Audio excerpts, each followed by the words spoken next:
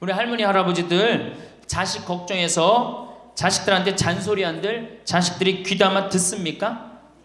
챙겨놓으면 귀담아 들어야 안 들어요? 뭐 한다고 그래? 노망 떤다고 그러지. 우리 엄마 아는 것도 없고 무식한데 웬 챙겨를 이렇게 하느냐고 엄마나 잘하라고 그러고 구박하죠. 그러니까 지금 우리 할머니 할아버지들도 자식 걱정할 때가 아니야. 이제는 누구 걱정해? 내 남은 여생을 어떻게 의미 있고 행복하게 지낼 것이냐, 그거 하나. 나 자식한테 부담 안 주고 내 속 썩이는 거, 나 하나 속 안 썩이고 나 혼자 행복하게 사는 게 진짜 그 좋은 거예요. 자식들에게 사업자금이다, 결혼자금이다, 이렇게 다 해주는 것이 당연한 걸까요? 내 모든 걸 다 바쳐 자식에게 다 주었을 때 자식들이 우리 부모님들께 더 잘하던가요? 그저 사랑으로 밀어주고 끌어주면 되는 줄 알고 해온 것들 때문에 비참한 노후를 보낼 수 있습니다. 이렇게 다 퍼주고 자식에게 기대감을 갖는다면 나중에 자신만 큰 상처를 받을 수 있습니다. 사람은 빨리 배신하는 자와 늦게 배신하는 자가 있을 뿐이라는 말이 있습니다. 자식도 그 예외가 아닙니다. 자식을 지원해 주는 것은 당연한 것이 아닙니다. 이 모든 것을 당연하다고 여겼다면 지금 당장 그 생각들을 버리셔야 합니다. 자식에게 금전적으로 지원해 주지 마세요. 아니, 평소부터 애초에 돈이 없다고 말하시는 편이 낫습니다. 철저하게 자신의 재산을 숨기세요. 이왕이면 자식이 어릴 때부터 숨기는 것이 좋습니다. 이미 말을 했다면 이건 내 노후자금이니 내 노후자금은 넘볼 생각하지 말라고 솔직하게 얘기하세요. 어릴 때부터 아들아, 너는 이 집을 물려줄게, 딸아, 너는 내가 가진 주식을 물려줄게와 같은 구두 약속도 절대 하지 말아야 합니다. 그러면 자식들은 그 말을 철석같이 믿고 열심히 살지 않다가 나중에 부모가 말을 바꾸기라도 한다면 부모를 원망하게 될 수도 있습니다. 재산을 알려주면 어쩔 수 없이 아무리 효자 효녀여도 그 돈을 의식하지 않을 수 없게 됩니다. 마치 그 돈이 이미 자기 거인 듯.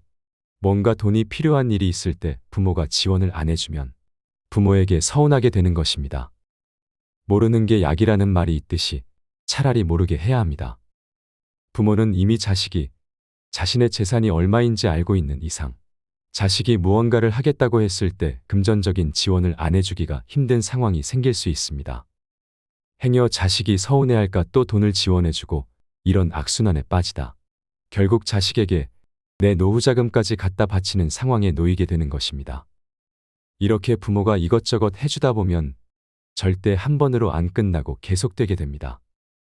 또한 그렇게 어려서부터 받는 것에만 익숙해진 자녀들은 부모에게 계속 받으며 살려고 할 것입니다.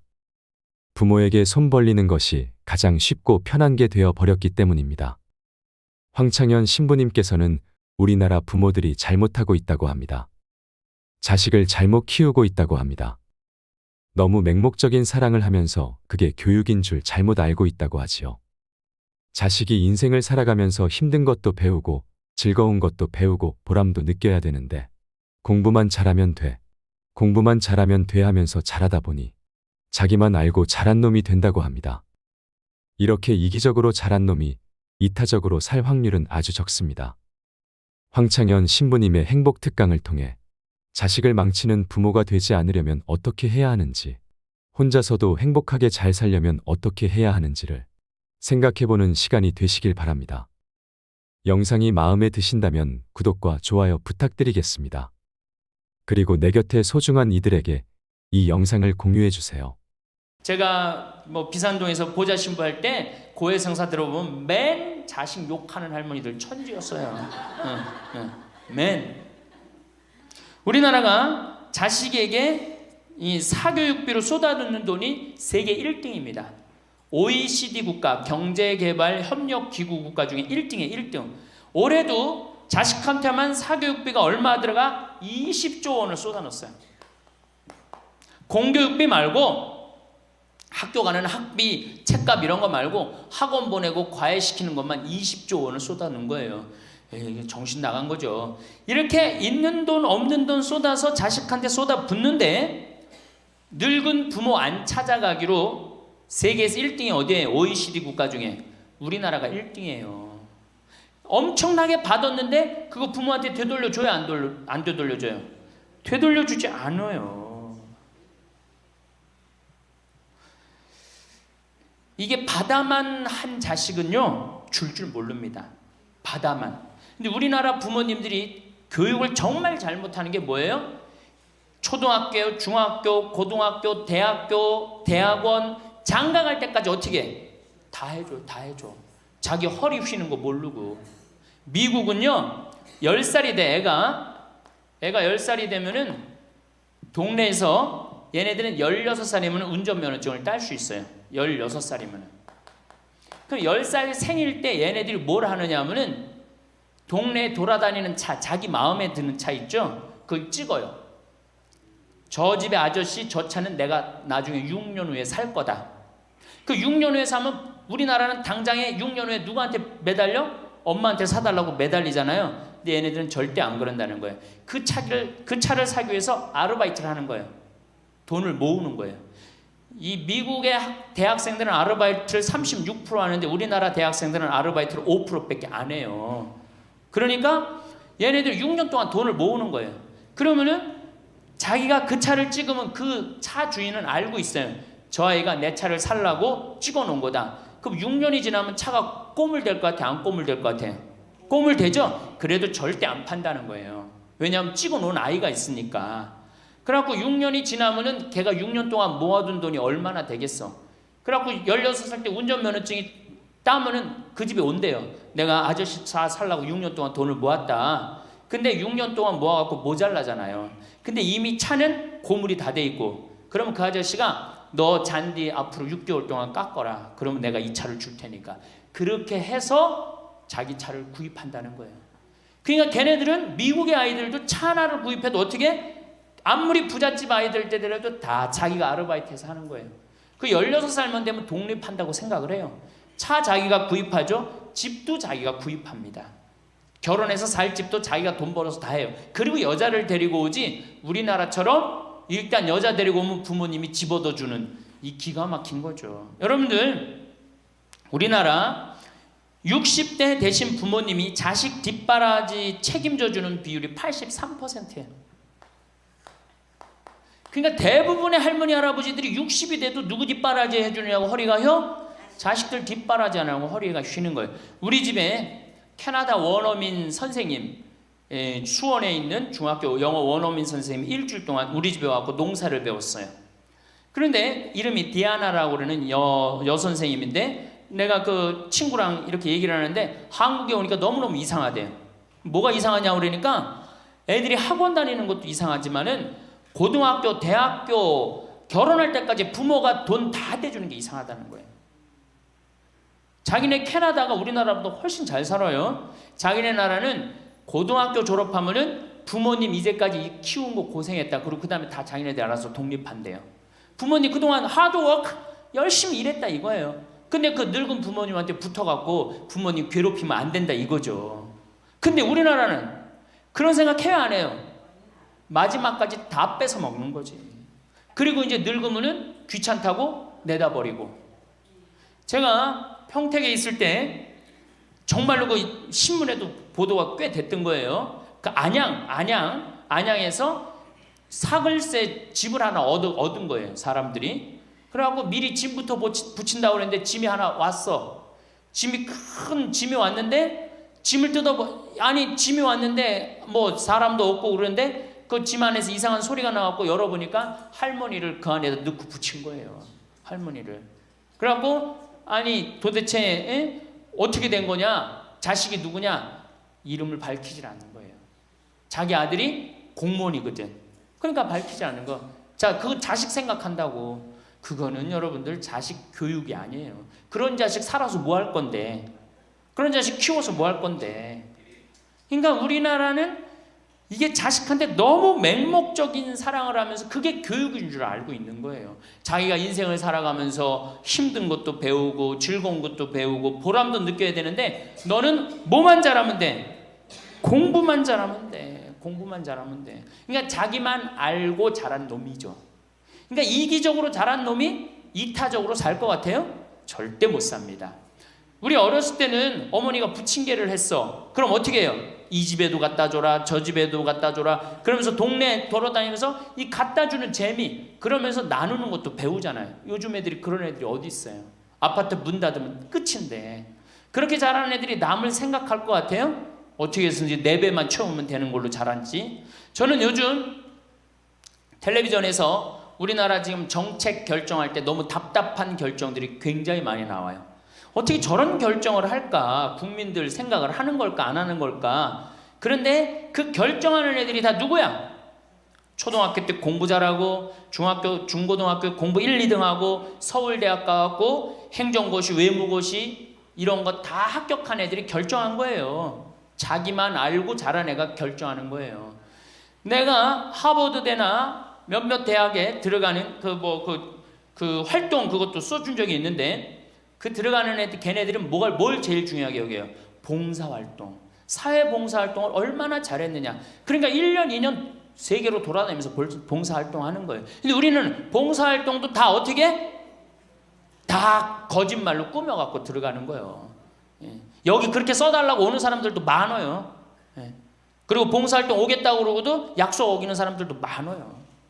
정말로 그렇게 해갖고 자식을 키우면은 뭐 할 건데요? 83%가 60세에 책임을 지는데 70세에 돼갖고는 몇 퍼센트가 책임지느냐 하면은 64%가 자식을 책임져요. 70이 됐는데도. 그런데 일본은 9%, 70이 돼갖고 자식 책임지는 부모는 9%예요. 홍콩이 11%. 그러니까 우리나라 50% 할머니 할아버지들은 늙어 죽을 때까지 누구한테 뒷바라지하다 죽어요? 자식 뒷바라지하다 죽어는 이걸 문서 없는 노비라고 그래요. 문서 없는 노비야. 완전히 죽을 때까지 노예야, 노예. 그러니까 그렇게 하시면은 안 됩니다.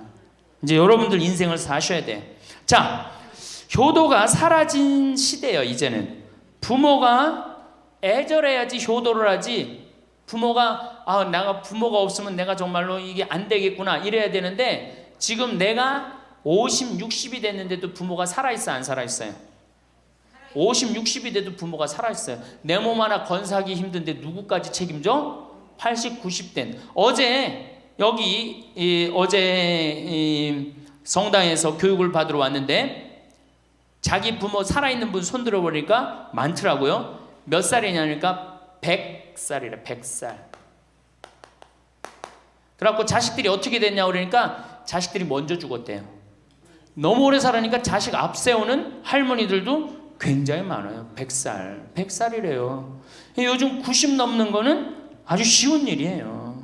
웬만해야지 효도할 거 아니야. 먼저 죽는데, 모시다가 먼저 죽는데. 조선시대만 하더라도 부모님을 그저 10년만 정성스럽게 모시면 부모님이 알아서 돌아가 주셨어요. 알아서 돌아가 주셨어요. 그런데 요즘 부모님들은 20년을 모셔도 30년을 모셔도 돌아갈 생각을 안 하는 거예요. 100살을 산다면 거의 50년을 모셔야 되는 거예요. 그러니까 자식들이 부모 모시다 지치는 거예요. 자식들이 부모 모시다 지치는 거예요. 김병에 효자 없다는 말뿐만 아니라 오래 사시는 늙은 부모님한테도 효자 없게 되어 있습니다. 생각해 보십시오. 내 나이가 70이 다 됐는데도 내 몸 하나 건사하기도 힘든데 100살 된 부모님 모시는 거 쉬운 일이 아닌 거예요. 제일 좋은 건 뭐예요? 내가 늙어 죽을 때까지 자식한테 의지하지 않고 살다가 돌아가실 때는 꼴까닥 죽어버리는 거야. 돌아가실 때는. 그러니까 지금 자식하고 같이 붙어서 산다 이런 생각 꿈도 꾸지 마시고 그냥 나 혼자 살다가 어떻게 죽을 때 꼴까닥 죽으면 되는 거. 죽을 때 신부님 그래도 자식이 내 임종은 봐야 되지 않느냐. 임종은요 부모님 조선시대에 또 그 전에 한 평균 연령 37세 40세 때 자기 부모님 돌아가시는 거 못 보면 한이 됐어요. 그렇죠? 근데 지금 임종 볼 필요 없어요. 볼 만큼 봤어. 아주 지겹게 봤어.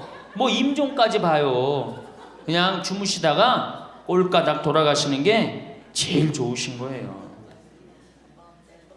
이 꼴까닥 돌아가시는 방법은 내가 이제 세 번째, 네 번째 시간에 알려드리도록 하겠습니다. 신부님, 어떻게 꼴가닥 돌아가는 방법이 있습니까? 방법이 있어요. 꼴가닥 죽는 방법이 있어요. 우리 옛날에 뭐라 그래? 요즘 뭐라 그래? 9988이라고 그러죠? 99세까지 팔팔하게 살아라. 이 방법이 있어요. 이건 제가 이제 말씀을 드릴 거예요. 환갑, 진갑 다 찾아 먹네. 그러면 진짜 오래 살았다는 얘기죠. 환갑은 몇 살 때 환갑 잔치를 해요? 60에 하죠. 그 다음에 진갑은 61. 진짜 오래 살았다고 그래서 진갑이야. 61만 살아도 진짜 오래 살아. 근데 요즘은 고희 70. 그렇죠? 그 다음에 희수 77, 미수 88, 백수 99. 이거 잔치하는 사람들 천치예요, 천치. 자식 하나 대학 졸업시키는데 드는 돈이 약 3억 정도 들어가요. 3억. 내 자식 둘을 졸업시켰다. 그럼 얼마가 들어가? 6억이 들어가. 6억. 셋을 졸업시켰다. 9억이 들어가. 9억. 그럼 늙어서 내가 정말로 풍요롭게 쓰는데 돈이 얼마 정도면 필요하냐면 5억에서 10억 정도예요. 내가 자식 대학만 안 보내면 어떻게? 내가 풍요롭게 쓸 수 있는 거예요. 저 뒤에 계신 젊은 분들 대학 보낼 생각하지 마세요. 여러분, 우리나라가 고등학교 졸업해갖고 대학교 들어가는 게 83%가 고등학교 졸업하는 아이들이 대학 가요. 우리나라보다 훨씬 잘 사는 일본이 고등학교 졸업하고 대학 얼마 들어가? 50% 들어가요. 그 다음 유럽이 대학 졸업하고 30% 들어가요. 우리나라는 고등학교 졸업하면 아무나 진짜 공부하기 싫은 놈이나 꼴통이나 문제 일으키는 놈 아니면 다 대학 가는 거야. 다 대학 가요. 일본은 할 만한 놈만 가는 거예요. 일본은. 유럽은 진짜 똑똑한 놈만 가는 거예요. 그래서 독일은 대학 졸업하면 문패에다 대학 졸업했다는 표시를 써놔요. 그만큼 대학 졸업하는 게 힘든 거예요. 근데 우리는 아무나 대학 졸업 다 해요. 아무나. 그 좋은 대학 가면 몰라. 머리는 완전히 그냥 정말로 돌머리인데 그냥 무슨 지방 제3대학, 4대학 나왔고 취직을 해요? 올해 여러분들 100명 졸업한 중에 취직 몇 명 했어? 3.8명에서 3.8명. 96명이 취직을 안 하고 놀고 있어요. 대학원 졸업했겠다. 손에 기름 묻히긴 싫겠다. 엄마 아버지 등 뜯어먹고 살고 있는 거예요. 아까 얘기했잖아. 83%가 60이 돼도 자식 책임진다고. 대학 졸업하고 취직을 해야지 자기 구실을 할 거 아니야. 차라리 대학 졸업하고 취직도 못할 양이라면 어떻게 하는 게 좋아요? 안 보내고 그 돈 모아갖고 애 가게 차려주는 게 훨씬 낫지. 아니면 그 돈 모아갖고 나 노후 대책 드는 게 훨씬 낫지. 우리나라의 대학을 때려 부시지 않으면 경쟁력이 없어요. 때려 부셔야 돼요. 유럽보다 대학이 10배가 많아요. 10배가. 유럽보다 대학이. 근데 그 대학이 경쟁력이 있느냐? 55개 국가 중에 경쟁력이 53개 3등이에요. 우리나라 대학이. 그러니까 다 미쳐있는 거야. 내가 보기에는 다 미쳐있는 거야. 그냥 제발 좀 정신 좀 차리세요. 저 뒤에 계신 분들. 앞으로 몇 년 남아있어요? 70년 남아있어요. 있는 돈 없는 돈 자식한테 쏟아낼 게 아니에요. 우리 할머니 할아버지들 자식 걱정해서 자식들한테 잔소리한들 자식들이 귀담아 듣습니까? 챙겨나면 귀담아 들어야 안 들어요? 뭐 한다고 그래? 노망 떤다고 그러지. 우리 엄마 아는 것도 없고 무식한데 웬 챙겨를 이렇게 하느냐고 엄마나 잘하라고 그러고 구박하죠. 그러니까 지금 우리 할머니 할아버지들도 자식 걱정할 때가 아니야. 이제는 누구 걱정해? 내 남은 여생을 어떻게 의미 있고 행복하게 지낼 것이냐. 그거 하나. 나 자식한테 부담 안 주고 내 속 썩이는 거, 나 하나 속 안 썩이고 나 혼자 행복하게 사는 게 진짜 그 좋은 거예요. 제가 외국 여행 다녀보니까 선진국에서 돈 쓰는 사람들은 다 할머니 할아버지들이에요. 백화점에서 양장 사 입고 양복 사 입는 분들 다 누구야? 할머니 할아버지들이에요. 내가 뭐 프랑스 파리 쌍젤리제 거리, 그 다음에 이탈리아 나보나 광장 이런 데 다 다녀보잖아요. 밤에 누구만 돌아다녀요? 할머니 할아버지들만 돌아다녀요. 거기서 다 팔짱 끼고 나와서 와인 마시고 맥주 한 잔 마시고 그리고 들어가세요. 우리나라 명동 밤거리에 누구만 돌아다녀요? 젊은 애들만 돌아다니죠? 할머니는 그 시간에 뭐해? 뒷방에 쥐처럼 웅크리고 있는 거예요. 정말로. 그래갖고 명동에 나가면 할머니들 할아버지도 구경할 수 없는데 탑골 공원에 가보면 할머니들이 거기서 뭐하고 비둘기하고 놀고 있잖아. 놀아주는 사람도 없으니까 비둘기하고 놀아주고 있는 거예요. 제발 그러지 마시고 가지고 있는 거 쓰고 돌아가세요. 쓰고. 그리고 제발 다니세요. 그리고 우리 할머니들 지금 오늘 1박 2일 이렇게 나와주는 거 이거 며느리한테 굉장히 좋은 거예요. 나 며느리랑 산다 한번 손 들어봐. 며느리랑 사는. 며느리랑 사는 분은 가능한 한 집에서 자꾸 나가주는 게 좋은 거예요. 하루라도 집을 비워주는 게 며느리가 좀 생각해봐. 30년 40년 시어머니하고 같이 산다고 생각을 해봐요. 아침부터 저녁까지 그냥 얼굴 마주보고 산다고 생각해봐. 얼마나 힘들어. 귀 있을 때마다 뭐 해주는 게 좋아? 나가주는 게 좋은 거예요. 그러니까 가능한 한 나가 돌아다니고, 예? 아침에 해 뜨면 집에 나와갖고 해 지면 집에 이제 들어가는 거 그게 좋은 거예요. 그래갖고 청승맞게 탑골공원 그런 데 가면 안 되고 이런 데 그냥 노인대학. 우리 천주교가 진짜 잘하는 게 뭔지 아세요? 노인대학이에요. 노인대학. 이거 정말로 천주교 진짜 잘하는 것 중에 하나예요. 우리나라 경제가 왜 안 돌아가는 줄 아세요? 할머니 할아버지들이 돈을 안 써서 경제가 안 돌아가는 거예요. 할머니 할아버지들이 돈을 안 써서 경제가 안 돌아가는 거 생각을 해봐. 옛날에는 할머니 할아버지들이 조금밖에 없었잖아요. 쓰면 얼마나 써, 이 할머니 할아버지들이. 애들이 돈 썼잖아요. 근데 지금은 어때? 이렇단 말이야. 이 500만 명이 돈을 안 쓴단 말이야. 돈을 왜 안 써? 돈을 왜 안 쓰냐면은 내가 가지고 있는 집 이거 누구한테 물려주려고 안 쓰는 거야? 자식한테 물려주려고 안 쓰는 거야. 이거 은행에다 맡기고 이거 쓰면은 우리나라 경제 돌아갈 것 같아? 안 돌아갈 것 같아요? 팍팍 돌아갑니다. 팍팍. 할머니들이 여행도 많이 다니고 옷도 많이 사고 맛있는 것도 많이 사고 사 먹고 그러면 경제 팍팍 돌아가. 아 근데 이 500만 명이 돈을 깔고 뒷방에 딱 그냥 눌러 앉아서 안 쓰네. 그러니까 경제가 안 돌아가는 거예요.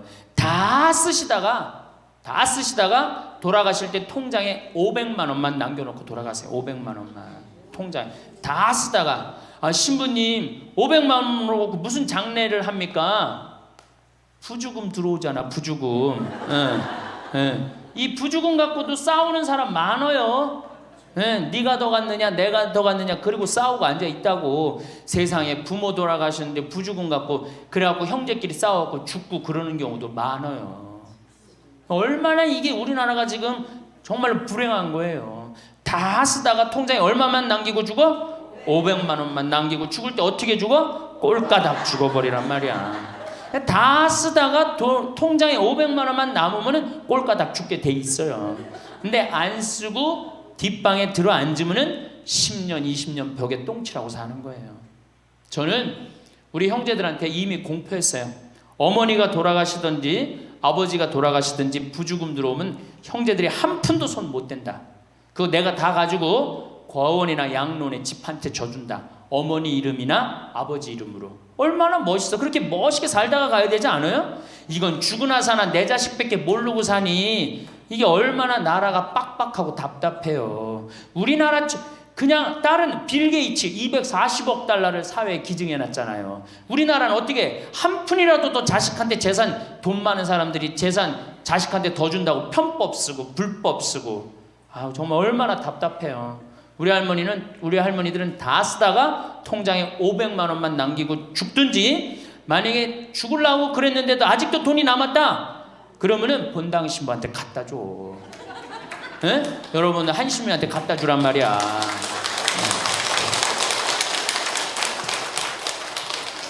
박수 치는 거 보니까 갖다 줄 의사가 있나 본데? 에? 제발 자식한테 주는 게 절대 훌륭하게 사는 게 아니에요. 자식들은 지가 알아서 살고 나는 마지막에 이제까지 하느님한테 빌려 썼으니 하느님의 영광을 위해서 가난하고 어려운 이웃을 위해서 희사하고 가는 거예요. 그렇게 살아야지 우리나라가 복지국가가 되고 선진국가가 되는 거예요. 부자 부모가 돌아가면은 국가 재산의 반은, 본인의 재산의 반은 국가가 갖고 와. 써보지도 못하고. 나머지 반은 네가 더 갖느냐 내가 더 갖느냐 형제끼리 싸워갖고 원수가 돼갖고 서로 만나지도 않아요. 예, 만나지도 않아요. 근데 가난한 집 부모가 돌아가면은 이제 우리 부모 돌아갔으니까 우리밖에 안 남았다. 서로 나눠 가질 것도 없으니까 싸우지도 않고 어떻게 우애가 더 좋아진단 말이에요. 그걸 누가 만들어? 여러분들이 결정하는 거예요. 지금 아까 물어보니까 뭐 4억 5억 아파트 한 채에 뭐 4억 5억 야, 그 돈 남겨놓으면 자식이 좋아할 것 같아요? 서로 원수됩니다. 원수돼요. 그러니까 다 쓰다 돌아가세요. 냉면 먹고 싶으면 큰아들이 사줄래나 둘째 아들이 사줄래나 막내딸이 사줄래나 여름 내내 기다렸는데 한 놈도 와서 안 사줘. 그 억울해 안 억울해? 아니 냉면이 얼마나 한다고 5,000원이면 사 먹잖아요. 그럼 내 돈 주고 내가 가서 사 먹으면 되는 거를 큰아들이 사줄래나 둘째 아들이 사줄래나 막내딸이 사줄래나 그걸 기다려. 그렇게 청승을 떨고 살아요. 내가 가서 내가 사 먹으면 되는 걸. 근데 평생 나를 위해서 써봤어 안 써봤어? 이젠 써보세요. 나를 위해서 쓰는 연습을 하세요. 그래야지 나라 경제가 돌아가는 거예요. 나무는 뿌리가 썩으면은 나무는 튼튼하지 못해요. 열매는 맺을 수가 없어요. 근데 우리나라는 지금 뿌리 썩어요 안 썩어요? 노인이라는 뿌리, 부모라는 뿌리가 썩잖아요. 그러니까 나무가 튼튼하겠어요? 열매가 튼튼하겠어요? 이 열매들 내가 보기에는 요즘 중고등학교 젊은 애들 다 썩었다고 표현하면 좀 과할지 모르지만 내가 보기엔 96%는 대학까지 졸업하고도 놀고 앉아 있어요. 그러니까 제발 여러분들 그렇게 하지 마시고 그렇게 할 양이라면 차라리 내가 남은 인생 이제까지 자식 고생시켰고 자식 공부 안 하냐고 고생했죠. 그렇죠? 그 다음에 노동해내냐고 고생했지. 이제 65세 넘어서 인생이 휴가 기간 아니야. 휴가라면 휴가를 멋있게 쓰다가 죽어야 될 거 아니에요. 이제 우리 할머니 할아버지는 휴가 아니야 지금? 휴가죠? 휴가라 오늘 여기 1박 2일 동안 온 거 아니에요 여기 지금? 그렇죠? 근사하게 살다가 멋있게 살다가 죽을 때는 통장에 500만 원 남겨놓고 죽을 때는 어떻게? 꼴까닥. 감사합니다. 황창현 신부님의 강의가 어떠셨나요? 영상을 보신 분들 중에는 나는 이렇게까지 해줬는데 자식들은 왜 내가 해준 만큼 해주지 않지라고 생각하며 자식과의 관계가 파탄에 이른 부모님들도 있을 것입니다. 물론 이것을 자식 탓으로만 보기는 어렵습니다. 요즘 강남 아파트들 중에서 빚 없이 산 집이 없다고 합니다. 전세집을 구하러 다니다 보면 그렇다고 하는데요. 그 이유가 예전에 무리한 대출로 집을 산 사람들이 있어서이기도 하지만 돈 많은 할아버지 할머니들이 집을 두어 채 사두시고 자식들에게 하나씩 물려주려다 생긴 일이라고 합니다. 하지만 이렇게 할 경우 세금이 문제가 되기에 작년쯤 하나 두 개 정도는 증여를 많이 하셨다고 합니다. 그렇게 자식들 이름으로 넘겨주니 자식들이 다니던 회사를 관두고 다른 사업한다고 증여받은 집을 대상으로 담보대출을 받았답니다. 이외에도 아버지 공무원 연금으로 빚잔치한 아들 이야기가 있습니다. 이 아들은 그 귀하디 귀한 아버지 연금을 빌리기 전에 자기가 나중에 돈을 벌어 부모를 다 모시겠다고 말했답니다. 결과는 어땠을까요? 당연히 아들은 그 약속을 지키지 않았습니다. 사람 욕심이란 게 참으로 무섭습니다. 이런 경우 말고도 내 노후 자금을 탈탈 털어 2억을 현금으로 주면서 결혼시킨 집도 있고 여러 가지 안 좋은 케이스들이 많습니다. 부모야 자식을 생각하는 마음에 그리고 자식이 좀 더 쉽고 편하게 살라는 마음으로 그러시겠지만 그런 좋은 마음이 오히려 자식에게는 독이 될 수도 있습니다. 그러다가 부모 자식 간에 싸움이 나기도 한답니다. 하지만 이게 한편으로는 다 부모가 자식을 경제적으로 독립시키지 못해서 생긴 일이 아닌가 싶기도 해서 답답한 마음이 들기도 합니다. 부모님들께 감히 말씀드립니다. 자식들을 향한 맹목적인 애틋한 마음은 그만 접어두시고 힘들게 산다 하더라도 너무 주지는 마세요. 돈 벌기 어려운 거 알아야 부모 돈도 어려운 줄 안답니다. 저는 이것에 100% 공감합니다.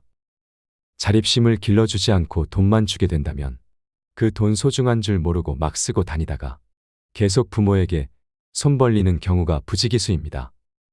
혼자서도 행복하게 잘 살려면 우리는 다음과 같은 것들을 준비해야 합니다. 첫째로, 우리는 혼자 있을 때도 할 수 있는 취미가 필요합니다. 할 게 없으니 다른 사람에게 관심이 가고 의존하게 되는 것입니다. 할 게 있다면 오히려 내 삶을 즐기기 바빠 자식들이나 다른 사람의 연락이 귀찮아질 수도 있습니다. 그만큼 하루를 재밌게 살 수 있습니다. 만약 자식들이 아니라 이런 취미 생활을 같이 할 수 있는 친구들이 있다면 더 만족한 삶을 살 수 있습니다. 둘째는 경제력입니다. 돈이 없다면 이런 취미를 만드는 것도 힘들어지게 되고 뭘 하려고 해도 할 수 있는 것이 없어지기 때문에 경제력은 굉장히 중요한 요소 중 하나입니다.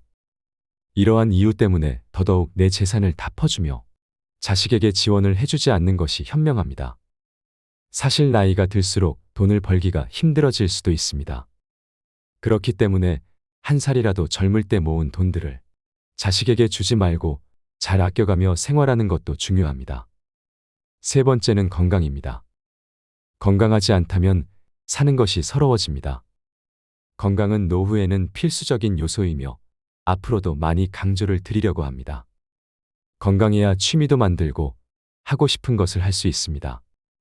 건강은 아무리 강조해도 지나침이 없습니다. 우리 부모님들 아무리 힘든 일이 있더라도 꼭 건강만큼은 챙기셨으면 좋겠습니다. 오늘은 자식에게 기대지 않고 노후에 행복하게 지내는 법에 대해 이야기를 드렸습니다. 부모님들은 내가 낳은 자식은 절대 배신 안 할 거라고 하지만 이렇게 자식에게 내 인생이 좌지우지되게 놔두는 것보다 내가 혼자서도 잘 사는 방법들을 조금씩 연습해 보면 어떨까요? 이상으로 책틀맨이었습니다. 지혜를 쌓는 당신의 오늘이 아름답습니다. 더 좋은 영상으로 찾아뵙겠습니다.